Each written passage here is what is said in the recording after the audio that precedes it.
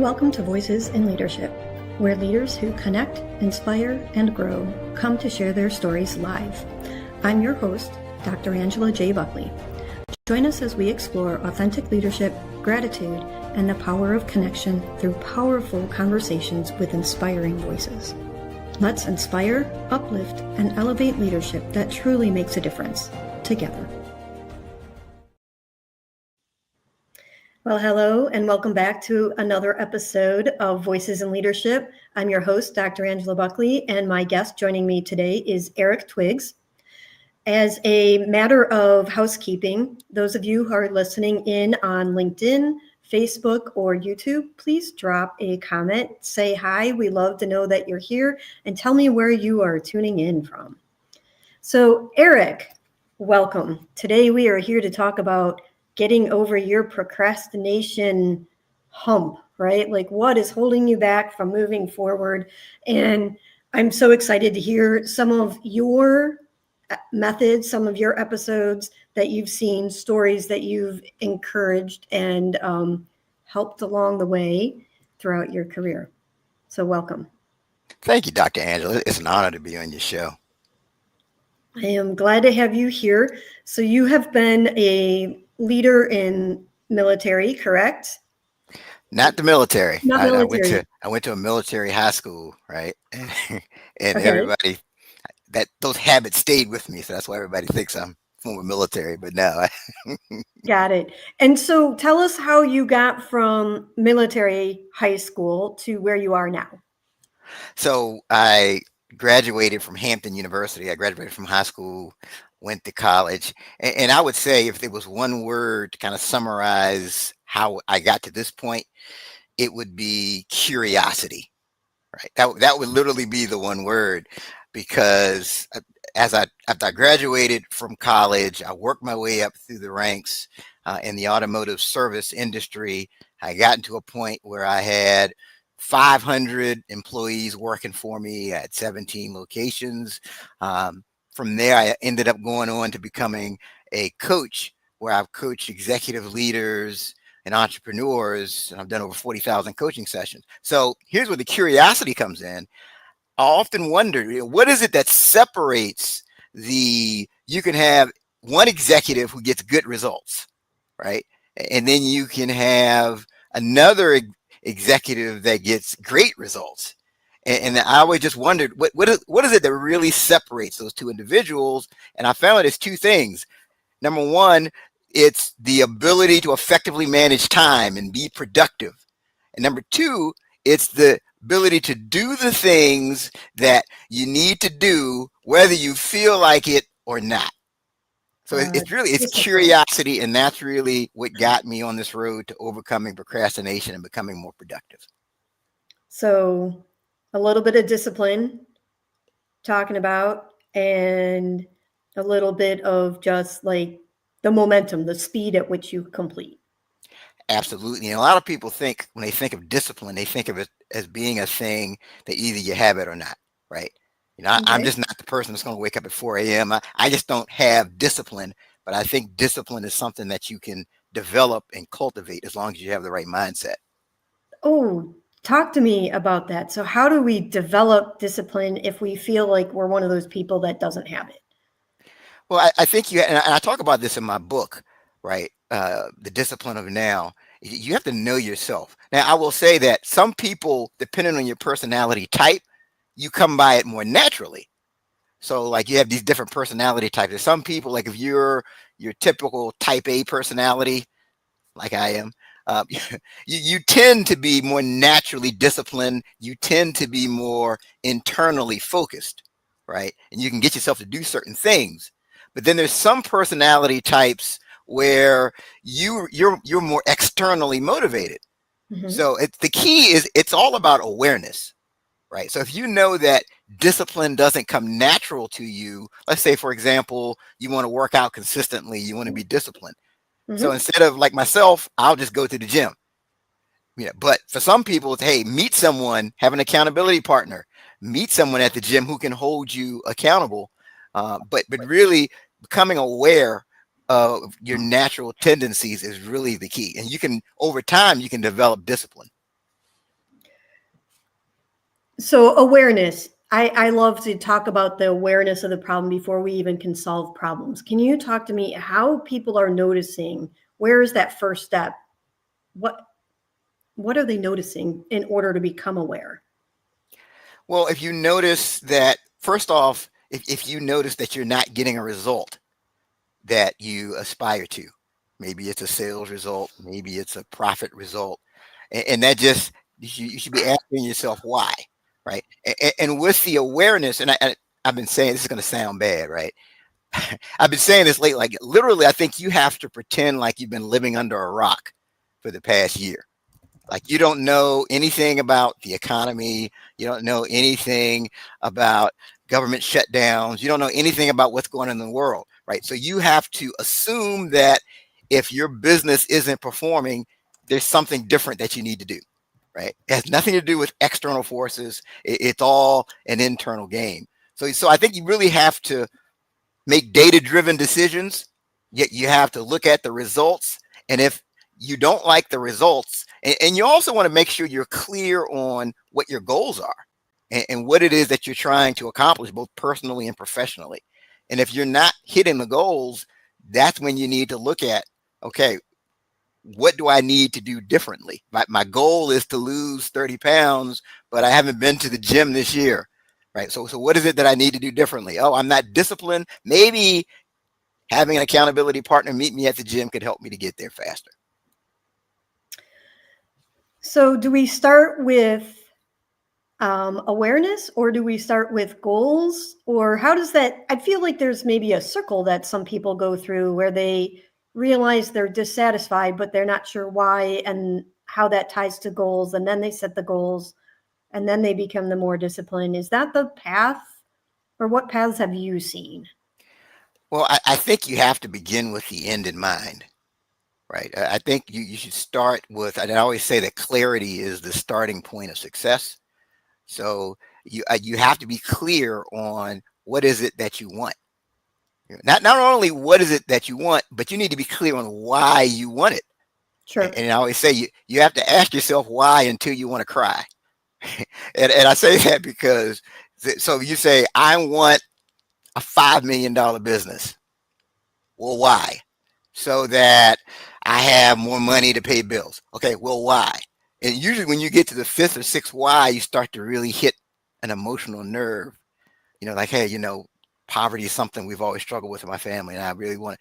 So the clearer you are to what you really value in your goals, that's going to motivate you to take action. So in that instance, even if you aren't the most naturally disciplined person, but if you're moving towards something that you are emotional about, that you're emotionally attached to, you're more likely to develop that discipline and take the. So I think you have to start with where exactly is it that you're trying to go. And then that's where the awareness can come in. That the 5 why that you're talking about is very interesting. So clarity from my background, I'm an engineer and a Lean Six Sigma black belt Mhm. originally. And we use the 5 why for problem solving whenever an incident has occurred. In marketing, people talk about the 7 whys for why are you marketing, why are you selling, etc., in order to understand. But I've never heard a 5 why sequence applied quite the way you just said for gaining clarity. Can you speak a little bit more about that? So I'll give you another example. I had Mm-hmm. a business owner I was coaching, and same exact scenario. She said she wanted a $1.5 million business. And I just kept asking her why.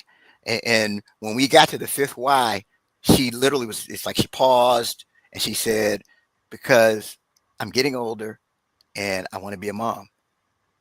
And if I don't get the business to a point, I mean, she literally was getting, I was getting emotional. If I don't get the business to a certain point, I'm not going to have the time to build my family. So Wow. now it goes from, hey, I want 1.5 million, what have you, or to I want a family.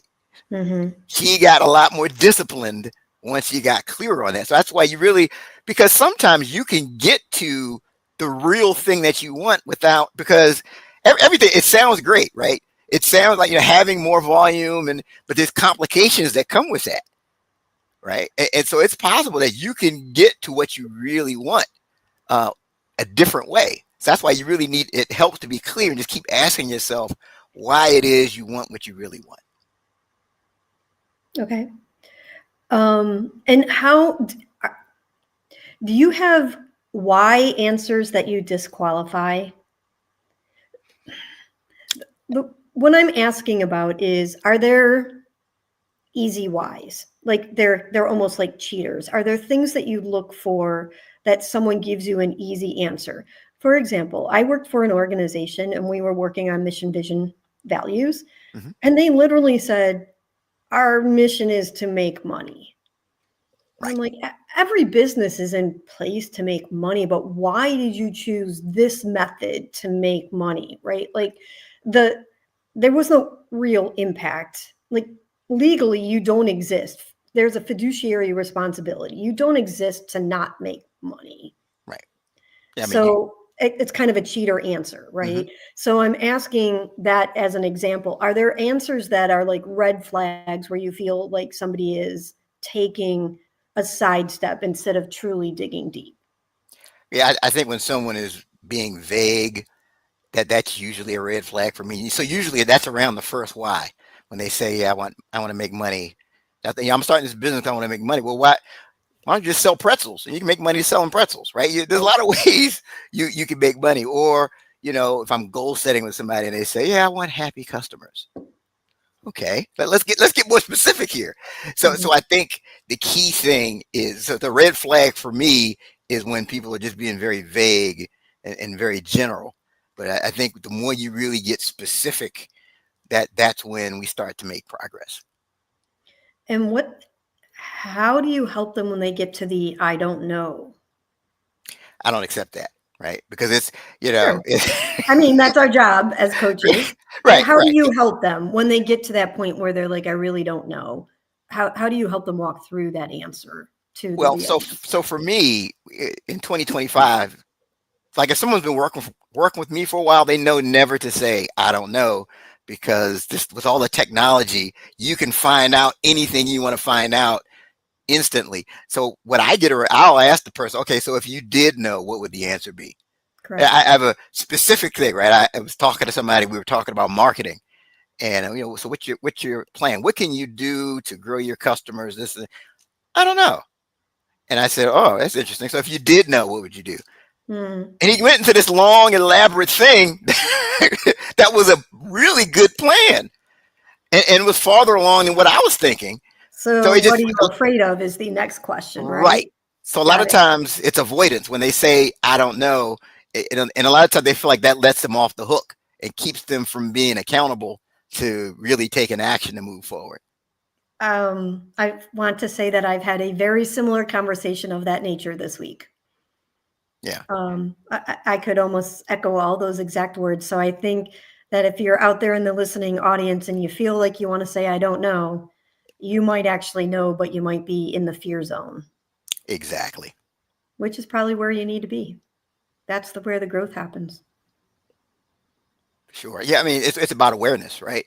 So Hmm. so fear on the surface is a bad thing, but if, like you said, if you're aware of what it is that you're afraid of, can you make the necessary adjustments to move? Because just because you feel fear doesn't mean that you're not supposed to do it. As a matter of fact, here's my thing. I think fear, for me, that fear and that feeling of nerves, that's a sign that what I'm about to do is significant and that I Yes. need to press through it. Hmm. When I feel like I'm an accomplished speaker and I enjoy speaking, but there was a conversation that we were having kind of backstage, getting ready for things. And if you don't have a little bit of those on edge feelings before you go on stage, you're not there to give it your all. Right. So being right on edge, delivering that high quality of excellence that people are expecting, you need a little bit of that to edge it in and really deliver, right? But it's all on what you call it, right? Do you call Of it course. anxiety or do No. you call it excitement? Yes. I think that's really the key. So for me, I always just have a respect for the moment. I always have a respect. So if Dr. Angela, if you invite me to speak to your audience, I don't want to make you look bad, right? So that's what I say. I have a respect for the opportunity in the moment. But so when I first started speaking, it was more anxiety. Where it's now, I feel the same energy, but it's more excitement for the opportunity and respect for the moment. And I think that that's a key distinction that people need to understand. That is a key, very key. It can feel the same in your gut and how you respond to it, right? We talk about the difference between reaction and response. Mm. Reaction would be letting the fear take over, and the response would be owning that excitement and building on it to go out and deliver an excellent talk. And the other thing is that fear is always in the future. It's never in your present reality. Because think about it, if there's something that you're afraid of, you're usually asking Mm, yourself questions like, what if? yes. That means it hasn't happened yet. So something to just keep in mind. So excitement is in the present and fear is in the future. Yeah, right. So you can be presently excited. You can be excited about what's about to come.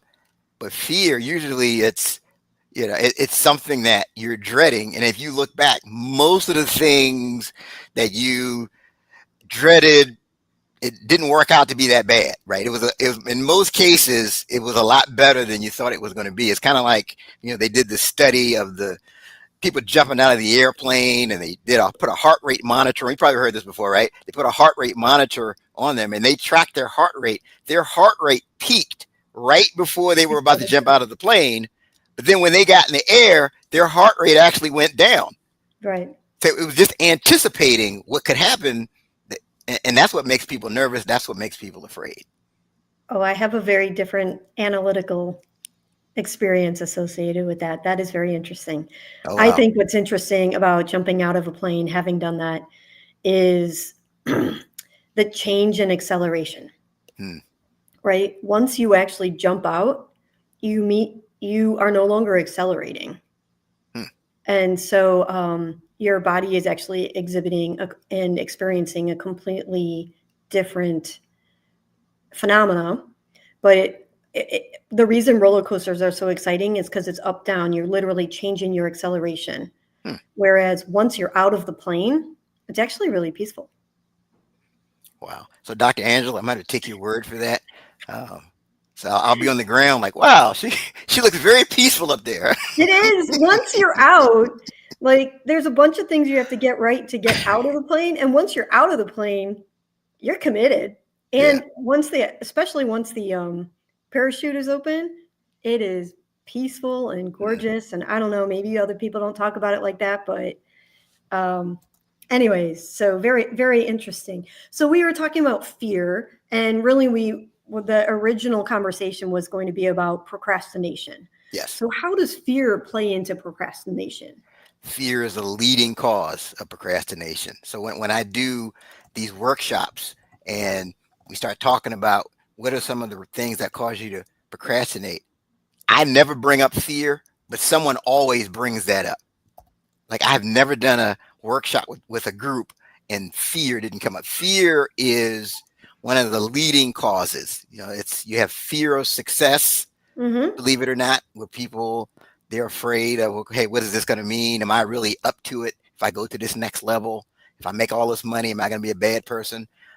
You have fear of failure, which is very common, and then you have fear of the unknown, right? People just fear, uncertainty. So I think you just have to be aware of the things that are triggering you. But fear is huge when it comes to a cause of procrastination. And what is that? What does that feel like? So you say you don't bring it up; they bring it up. What, where, like what, and where, and how are they articulating that for you? Whether that's in a workshop or in a one-to-one coaching. So in a workshop, I'll ask them, what are some of the things that cause you to procrastinate? And Okay. they'll go into breakouts. We come back, and then fear is usually on everybody's list. Hmm. There's something that they're afraid of. So, like for example, and then if you talk about on a one-to-one session, if I'm coaching someone, and let's say 3 weeks in a row they said they were going to do something and they didn't. Let's say they agree that they're going to hire their replacement in the business, right? Their goal is to work on the business and not in the business. So they want to hire their replacement. But 3 weeks in a row, they haven't taken any action. So there have been times I've asked, okay, let's stop. What is it that you're afraid of? Mm-hmm. So here, on the surface, they'll say, "Oh, I didn't get around to it. We got really busy. I had to do this. I had to do that." And I'm like, "Stop. Okay, what is it that you're afraid of?" And then they'll pause for a while. And then they'll say, "I don't want to make the wrong hire," or they'll say, "I don't know that can I really afford to bring this person on." Mm-hmm. So yeah, definitely. So those are different ways that fear. So that here's the thing, right? If you're really feeling fearful, and especially if you don't have anybody to call you out on it, the easiest thing to do is nothing. Right. So, are you familiar with the SCARF model? The scarf model. It's I a think it's a I've change heard. management. Okay. It's a change management approach, and for those of us who are in change management, to talk about why people are Hmm. resistant to change, and it stands for status, certainty, autonomy, relatedness, and Mm, fairness. yeah. And I'm hearing you talk about fear and the things that hold people back and procrastination. And although we use that in change management, sort of a little more industrial org type work, I feel from the things that you're saying that it might actually be helpful even in our coaching for procrastination, like truly understanding the underlying cause that a person that would be causing them to be fearful. Oh, I totally agree. Yeah, man, everything you mentioned in the scarf model is a contributing factor because it's really about change, right? What's the quote from Marshall Goldsmith? What got you here won't get you there. Correct. Right? It's impossible to really get to that next level doing the exact same thing that you've always done. But people resist the change. It's because Hmm. it shakes up the comfort zone. So yeah, absolutely. We need to be figuring out, what is it really that's keeping you from moving? So, what's a great example of a time when you've been able to successfully coach someone through their change so that their productivity levels were increasing? Good. I mean, several. I mean, I can go back to um, the lady I mentioned before, who once she really got clear on her why, her business started picking up, sales started moving forward. But I've had a business owner who he told me right from the beginning that he was a chronic procrastinator. Hmm. Right? He just, oh, I just procrastinate on everything. So the challenge is he wasn't really setting priorities, right? He was just kind of all over the place. For him, it really wasn't like a real fear thing. It was more, he just wasn't establishing priorities. Like he would say, I'm going to build this operating procedure this week. And then it's Friday at 5 o'clock and yeah, he hasn't gotten around to it. So in his case, I got him in the habit of making appointments with himself.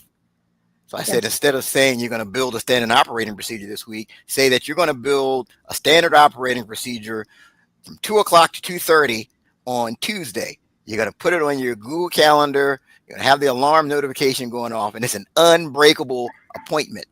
So you have to say the day, the time, and the place that you're actually going to do this. Because if you do the day, the time, and the place, you're 40% more likely to follow through. So you're going to do it at your home office, not at your business office where everybody's saying, "Hey, you got a minute?" You're going to be at your home office at this time from 2 to 2:30, and he started getting a lot done, and he ended up, his profits doubled, sales picked up. He ended up hiring his replacement, and a lot of that was due to how he started to get more effective in prioritizing his time.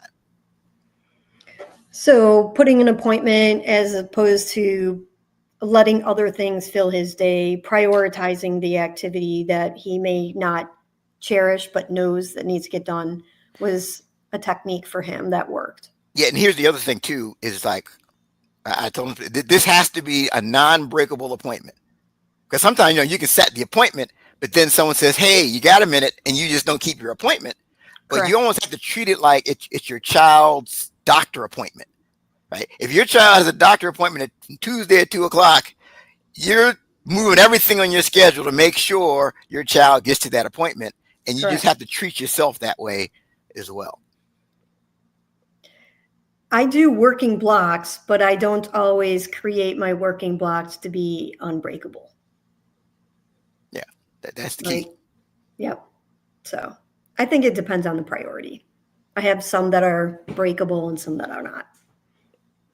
But Yeah, I mean, priority. Yeah, and so again, that's why it goes back to being clear on what your goals are and what is it that you really want. And if this is something that's going to move you closer to what you want, then it correct. probably should be a non-breakable appointment, right? Yeah, we talk about what are the three most important things for the day, right? Those are the unbreakables, and the other things can be flexible. But if you create those three unbreakables for the day, basically, my personal rule is if it's unbreakable, it has to get done before 8 a.m., Mm, right? Like I'm an early morning riser. mm. And what I find is that I enjoy serving and responding to others. And so my unbreakables have to be done before 8 a.m. And then I'm not burning. I'm not burning the day. I'm not wasting the day.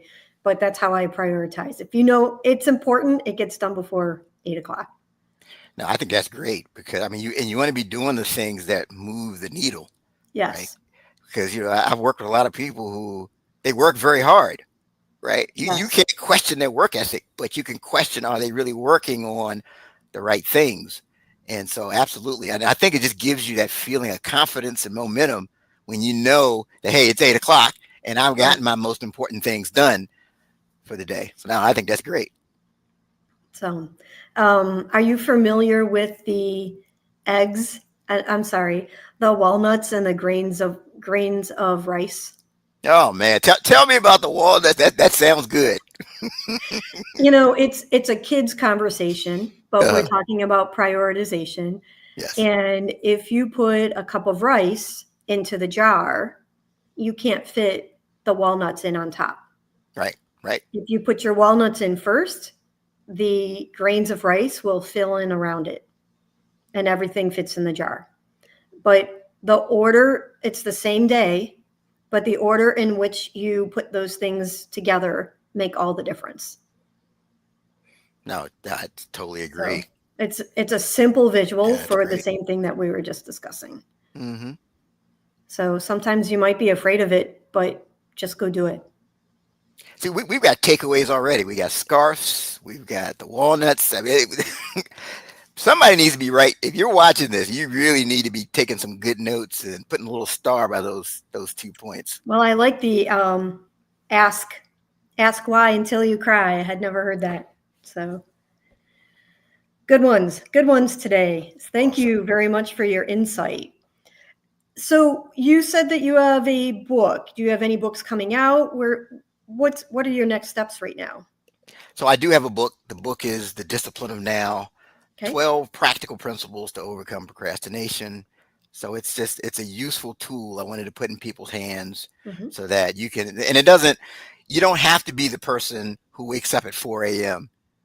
every morning, 7 days a week. You don't have to be that type of person. You can be a night owl, right? And you'll find practical tips in that even if you're a night owl personality, things you can do to overcome procrastination. And the book, we talked about awareness earlier. So the real overarching theme of the book is awareness. So Hmm. that's the biggest thing you'll take away is when am I procrastinating? And what do I need to do to accomplish that? And as far as the next, my goal is just to continue to get the message out. So I'm looking to do more speaking engagements. After the pandemic, I was doing a certain number of speaking engagements before the pandemic, but after the pandemic, my rhythm started to change. I started focusing more on kind of the group coaching and one-on-one coaching and things of that nature. But I'm going to start getting back out there again, doing speaking engagements. It's kind of my next. Where can people find your book? So you can go to ericmtwiggs.com and you can access a copy of the book. Scrolling across the bottom of the screen. Right. There you go. Fantastic. And it's in paperback and it's in audio version as well. So if you like to listen while you exercise and do household tasks, things of that nature, we've got all the bases covered. Okay. Awesome. Fantastic. So, Eric, when we chatted earlier and prepped for this, I asked you to consider a person that you would like to publicly recognize. And so I'd like to move over to the spirit of acknowledgement part of this. Mhm. And who would you like to recognize for helping you along your journey or being supportive of your work? So I'd like to recognize Dr. Willie Jolly. Okay. He's a mentor of mine, and it's interesting. So he's this big famous speaker, right? Yeah. And he's written books, been on TV, and I met him at an event. He gave me his business card. I sent him an email with a question, and within 10 minutes, he had this long, thought out email that he responded. Like, somebody really had to take time and care to have that level of response. And I'm like, man, with everything he's got going on, he took the time. He didn't know me from a can of paint.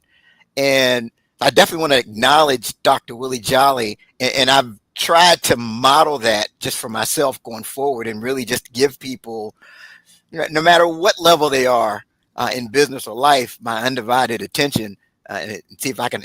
But I understand why he's successful, because he's focused on helping other people to be successful and really cares. And I try to model that myself. So I definitely want to acknowledge Dr. Willie Jolly for that. Okay. So we're going to walk through the spirit of acknowledgement method. Mhm. I'm going to ask you some pointed questions on how he helped you, what that recognizes for him, what that recognizes for you. You okay with that? Great. Okay. So specifically, if I heard you correctly, he responded back to a request. Can you give a little more examples or a little more enlightenment on specifically what he did that helped you? Well, so I was asking him the question of, hey, I'm trying to get into the speaking industry, and obviously you've had a lot of success. And so the funny thing is, my dad said, hey, you know what? If you want to be a motivational speaker, this is the guy you need to follow. So I started watching him, seeing him on TV and all of that. But so I emailed him and asked him, what's your recommendations? I'm looking to become a professional speaker. And that's when he just sent me all of these details. He says, hey, align with Toastmasters International. I did that. He says, hey, you need to join the National Speakers Association. So I did that. He said, hey, you just need as much practice as you can. So, initially you may not be speaking for free. Just all those detailed types of things. And as it turns out, when I joined the National Speakers Association, I was sitting beside him because we were in the same chapter. Wow. He ended up writing the foreword to the book. Did you know that he was in your same chapter? I didn't know that. No. I'll be attending an event this evening, so that's funny. With NSA, yes. Mm-hmm. Okay, so he responded specifically and quickly. Yes. Okay. And personal, so when we talk about the P, it refers to personal. And the question is, like, how did that support reflect his character, or what did it cost him? Well, I'm sure it cost him time, Mm-hmm. but I think he probably saw it as an investment. Because really, if Sure. you're helping someone, that's really what it is. You're investing the time. But he didn't, like, he That's a wasn't trying reflection of to. his character. Yeah, I think it was a Values. function of his character. Yeah, Mhm. I don't think he was trying to. He wasn't. I know he wasn't trying to sell me something. Because he has all. That's the thing. He has all kinds of programs, Sure. and how to become a speaker programs and this and that. He never mentioned any of those. Like, it was just, hey, here's what you need to do. Here's what you need to think about. Where I know of other people who in that same situation, oh, you need to sign up for my program. Hey, it's $10,000. Here you go. Yes, I hear that often. Okay. So SPI, the next one is impactful. And so the question about impactful is truly a metrics driven question. How did that impact your career or your business in a measurable way? Tremendously. Okay. Tremendously, because that it got me on the right path to professional speaking, and the the way that I've attracted clients over the years is someone saw me speak, and then towards the end they say, hey, how do I work with you? Hey, can you coach me? Are you taking on clients? So I mean, it's been pivotal. I mean, it's I could tie that conversation back to revenue. So Okay. yeah, absolutely. So in a business setting, we would ask to share some of those numbers. Sometimes here we may not want to share that, right? But okay. So we'll go with direct revenue and stream. Absolutely. Values is what we talk about with relevance. So how does his support now reflect what your values are within your organization? Well, again, I think really taking the time to help people, and it's about being of service, kind of having that servant leadership, looking to help, and I just live by, and I've had the opportunity to be around a lot of uh, celebrities, speakers, the ones that really do well. I mean, I don't care if you are the person taking the trash out, they're talking to you like you're the most important person in the room, Mhm. you know? And I try to, and the thing I've learned and what that teaches me is that you just never know who you're talking to, and you just never know. And then life is a big circle. So even if that person you're talking to now isn't somebody who can help you, you just never know. Years later, that person could be in a position to help you, but you're not doing it because you're thinking, hey, this person can help me in the future. You're doing it because it's really the right thing to do. And so I Right. try to, from a value standpoint, I just try to keep that in mind. Okay. So a valuing of people, it reflects an element of humility as well. Yes. Okay. And of course, the servant leadership Yes. example. So the final two, I and T, final two letters stand for inclusiveness and timeliness, similar to SMART goals. So Hmm. ideally, when we deploy the SPIRIT method, you would be doing that on a smaller level, closer to the time when the event took place, right? We don't do that as much here because this is a retrospective and we're looking backwards, but it's inclusive in that it is public and acknowledged. Yes. Yes. So that is the spirit of acknowledgement. Do you mind if I give a stab at summarizing all of that into 2 or 3 sentences? Sure. Okay. Dr. Willie Jolly, yes? I'll make Yes. sure I get the name right.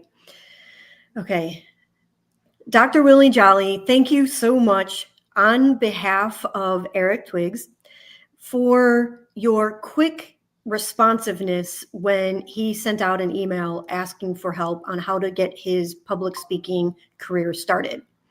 You responded with a detailed message that was a no pitch that simply demonstrated servant leadership, an element of humility, and provided a clear path for him to follow.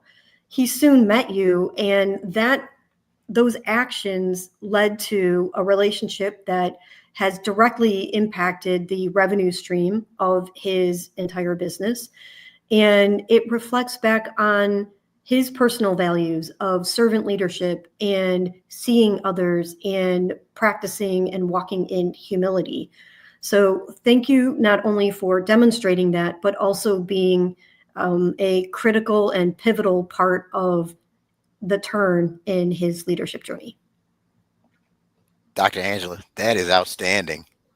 So, well, thank you for sharing how he helped you and how he has had such a powerful impact in your career. We all get to know a new great person, right? We stand on other people's shoulders. Yes, we do. So, Eric, what else would you like to add for today? Well, something, we talk about overcoming procrastination. Something I always say, advice I'm always sharing with people is to don't allow perfect to become the enemy of progress. Oh, yes.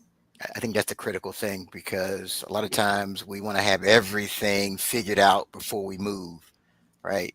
I've talked to people that are doing research for their book for years and years and years, but at some point you have to take the next step. And the next step can be a small step as long as it's in the direction of what you want.